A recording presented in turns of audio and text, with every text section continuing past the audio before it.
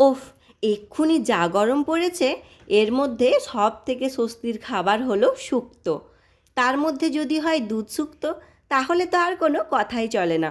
শুক্তোর মধ্যে কী এমন মশলা দিলে একদম অনুষ্ঠান বাড়ির মতো স্বাদ তোমরা পাবে, সেটাও শেয়ার করব। তো চলো ভিডিওটা শুরু করি। ফার্স্টেই কী কী সবজি নিয়েছি দেখিয়ে দিই।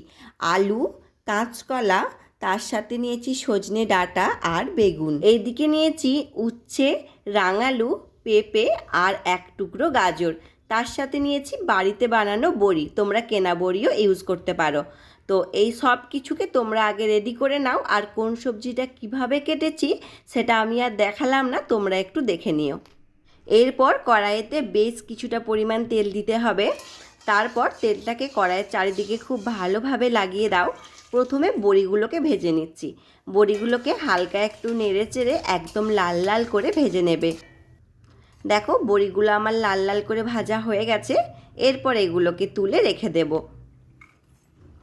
বেশি লাল করলে কিন্তু এই বড়িগুলো তেতো হয়ে যায়, তাই হালকা লাল করে রাখতে হবে। এরপর ওই তেলের মধ্যেই প্রথমে কেটে রাখা বেগুনগুলোকে দিয়ে দিচ্ছি। এখানে কিন্তু আমি আলাদা করে নুন হলুদ কিছুই মাখাইনি, তোমরা চাইলে মাখিয়েও ভাজতে পারো। আমি তো এগুলো এমনিই ভাজছি। তো দেখো বেগুনগুলো আমার এখানে লাল লাল করে ভাজা হয়ে গেছে, এগুলোকে তুলে নিচ্ছি। এরপর ওই একই তেলের মধ্যে উচ্ছেগুলোকেও দিয়ে ভেজে নিতে হবে। উচ্ছেগুলো দিয়ে যদি ভালো করে একটু লাল লাল করে ভেজে নেওয়া যায়, তাহলে কিন্তু উচ্ছের তেতো ভাবটা অনেকটাই কমে যায়। তো এখানে উচ্ছেও ভাজা হয়ে গেছে। এরপর কড়া থেকে অনেকটা তেল কমিয়ে রেখে 1 টিস্পুন মতো তেল কড়ার মধ্যেই রেখে দিয়েছি। এরপর বাকি যে সবজিগুলো আমি ভাজিনি, সেই সব সবজিগুলো আমি এর মধ্যে দিয়ে দিচ্ছি। দেখো এখানে সবকটাই কিন্তু একটু বেশি শক্ত সবজি, মানে সেদ্ধ হতে একটু বেশি সময় লাগে। এই ধরনের সবজিগুলোকে প্রথমে আমি একসাথে দিয়ে দেব, তারপর হালকা একটু নেড়ে চেড়ে ভেজে নেব। যতক্ষণ এটা ভাজা হবে ততক্ষণ আমি শুক্তোর মশলাটা তোমাদের দেখিয়ে দিই। প্রথমে আমি এর মধ্যে দিচ্ছি 2 চামচ পোস্ত, তার সাথে দিচ্ছি 1 চামচের 1.5 চামচ মতো সর্ষে, মানে পোস্তর পরিমাণটা একটু বেশি দেব। তার সাথে দিচ্ছি সামান্য একটু সাদা তিল, তোমরা চাইলে কিন্তু এখানে একটু নারকেল কুড়োও ব্যবহার করতে পারো। এরপর যে সবজিগুলো দেখো আমি হালকা রং করে ভেজে নিয়েছিলাম, সেগুলো আমি শুধুমাত্র জল দিয়ে আর অল্প একটু নুন দিয়ে সেদ্ধ করে নিয়েছি। একটা সিটি দিলেই কিন্তু খুব ভালো করে এই সবজিগুলো সেদ্ধ হয়ে যাবে। এরপর ওই কড়াইতে আরও কিছুটা পরিমাণ তেল দিলাম, 5 ফোড়ন এবং তেজপাতা ফোড়নে দিলাম।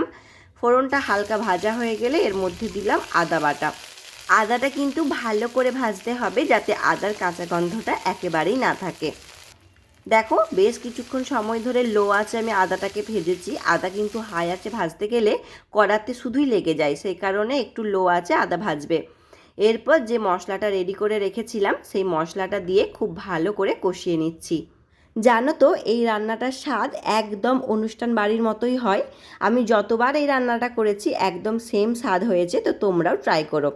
এরপর এখানে আমি খুব সামান্য একটু হলুদ দিলাম, যেহেতু রঙটা খুব বেশি এখানে গাঢ় হবে না, তাই হলুদটা যাতে একটু বাসন্তী বাসন্তী কালার হয়ে যায় মিশে, সেরকম হালকা একটু এর মধ্যে হলুদ মেশাবো।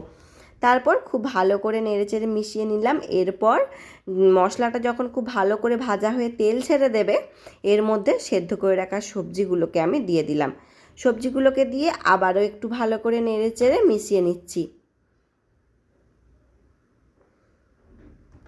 এরপর আমি এর মধ্যে দিলাম ভেজে রাখা বেগুন, তার সাথে আমি এর মধ্যে দিলাম বড়ি, এবং এখানে একটা ছোট্ট টিপস, উচ্ছেগুলোকে দিয়ে কিন্তু আমি একেবারেই শুক্তোর সাথে ফুটাবো না, এটাকে আমি একদম লাস্টে দেবার আগে কিন্তু উচ্ছেগুলোকে দিয়ে দেবো, তাহলে দেখবে শুক্তোর মধ্যে কোনো রকম তেতো ভাব থাকবে না। যারা হালকা তেতো পছন্দ করো তারা কিন্তু আগে দিয়ে দিতে পারো, আর যারা পছন্দ করো না তারা আমার মতো লাস্টে দেবে। তো এরপর এর মধ্যে আমি অল্প একটু গরুর দুধ যে হয়, সেই দুধটা 1/2 কাপ মতো দিলাম। তারপর খুব ভালো করে এটাকে আমি ফুটিয়ে নেব। এরপর যেটার জন্য আসলেই শুক্তোর স্বাদটা একদম অনুষ্ঠান বাড়ির মতো হয়, সেই মশলাটা বানিয়ে নেব। প্রথমে দেখো এখানে একটু রাঁধুনি এবং তার সাথে একটু কালো সর্ষে শুকনো ড্রাই রোস্ট করে নিচ্ছি। সর্ষেটা যাতে খুব বেশি না পুড়ে যায় সেটা খেয়াল রাখবে। তারপর এটাকে পাউডার করে একদম লাস্টে শুক্তোর মধ্যে দিয়ে দিলাম। এরপর খুব ভালো করে ফুটিয়ে নিলেই আমাদের দুধ শুক্তো একদম রেডি হয়ে যাবে। আমার প্রসেসে তোমরা একবার ফলো করে ট্রাই করো, আশা করছি স্বাদ অনুষ্ঠান বাড়ির মতোই হবে। আর কেউ যদি আমার রেসিপিটা দেখে বাড়িতে ট্রাই করো, একটা কমেন্ট করে জানিও যে কেমন হলো। আরও এরকম সুন্দর বাঙালি রেসিপি পাওয়ার জন্য আমার চ্যানেলটা সাবস্ক্রাইব করতে পারো। বাই।